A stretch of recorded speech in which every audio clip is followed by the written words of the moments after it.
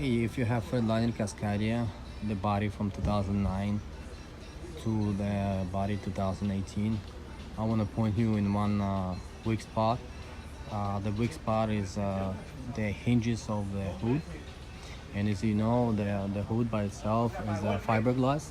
It's plastic, and the hinges I'm talking about is those pieces from here, and this piece goes here. Those made from the fragile metal.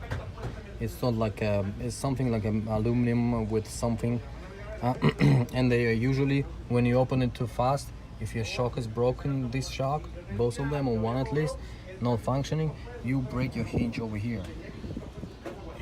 This is the first weak spot of the hinge. The second thing is that sometimes this hinge is coming out from the hood, because in the factory it's attached with the cold glue. It's glued to the hood. It's not bolt on. So what we did here on this truck, because both hinges was broken, we used the rivet tool and rivet nut with a thread.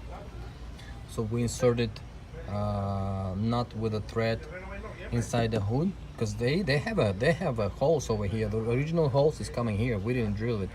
They have 2 holes in the hood and 4 holes in the hood, and they have 4 holes right here.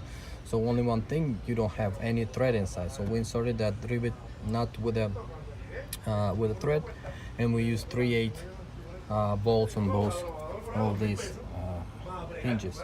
And by the way, if you break the hinges, be prepared to pay $275 plus tax each, plus the job. And if you broke it, remember it's glued, so anyway you need to take it out and use the rivet tool. You don't have rivet tool, don't even try. You need to use the rivet tool to install that hinge. And probably Freightliner knows about the weakness of this part.